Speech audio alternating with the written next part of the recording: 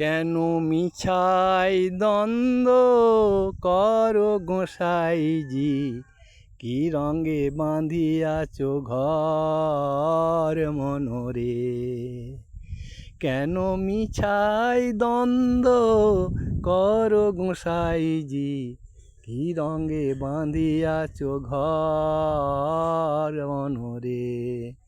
হাড়েরও ঘরখানি চামড়েরও ছাউনি, বন্দে বন্দে জড়া মনরে।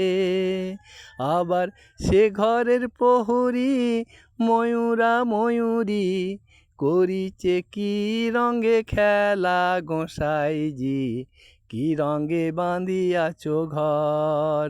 কেন মিছাই দ্বন্দ্ব করো গোসাইজি, কি রঙে বাঁধিয়াছ ঘর।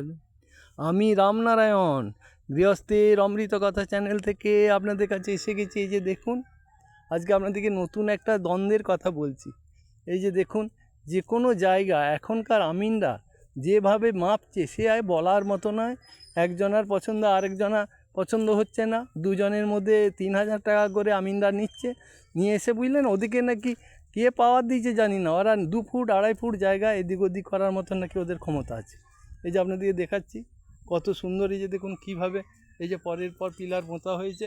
এই যে মাপের দেখুন যে আমিনদার শুধু টাকাই নেবে, আর মানুষকে কিভাবে শাস্তি দিতে হয় সেটা ওরা কিন্তু খুব ভালোভাবে জানে।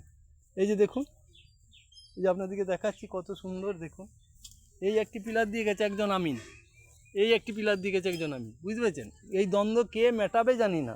তাই আমিনদের কাছে আমার অনুরোধ, মানে সার্ভেয়ার যারা, তাদের কাছে আমার অনুরোধ যে শুনুন, মানুষকে বিভ্রান্ত করবেন না।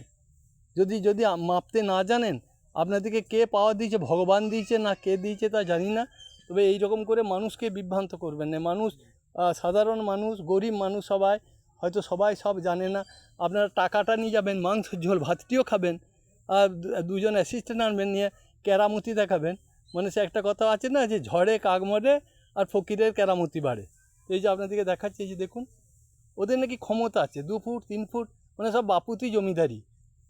যদি কথাগুলো শুনতে খারাপ লাগছে, যদি কেউ সার্ভেয়ার বা আমিন হন তাহলে এই অন্যায়গুলো করবেন না। যখন দেখবেন যে ঠিক আছে একজন দিয়ে গেছে সেইটাকেই অ্যাডজাস্ট করবেন, তবু মানুষকে এরকম করে বিপদগামী করবেন না।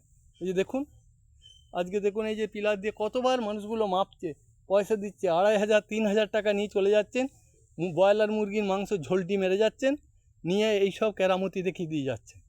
এটা করা কখন উচিত নয়। সাধারণ মানুষের কাছে একবার একজন আমিন নেবেছে, এবার সমস্যা কোথায় জানেন তো, এই আমিনদেরও মানে শুনলে হয়তো রাগ করবে, ওদেরও ইউনিয়ন আছে। একজন মেপে যায়, নিয়ে ফোন করে সবাইকে বলে দেয় আমি এইটা মেপে এসেছি, তুই আবার যা যে 2000 3000 টাকা নেগা, নিয়ে তুই আমরা কেরামতিটা দেখাগা। এইভাবে বুঝলেন এই চক্রান্ত চলছে বিশ্বে। তার প্রত্যেকটি মানুষকে আমি বলবো যে ওই মোটামুটি একটা আমিনকে দিয়ে দাঁড়িয়ে করে নেবেন, তাতে মিউচুয়ালে আসবেন, তাতে অনেক ভালো। এই যে ধরুন 3000 টাকা একটা গরিব মানুষের দেয়া, এইগুলো কত কষ্ট বলুন তো।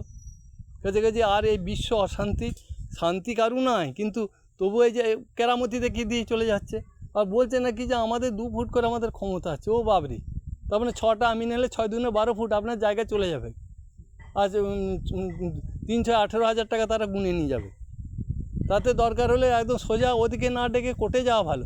কোর্টের থেকে আমিন আসবে, অর্ডার করে দেবে, সরকারি আমিন মেপে দিয়ে যাবে, বা ঝামেলা মিটে যাবে। তাহলে কোথায় কে যাবেন বলুন। এই ঘটনাটি আপনাদেরকে জানালাম।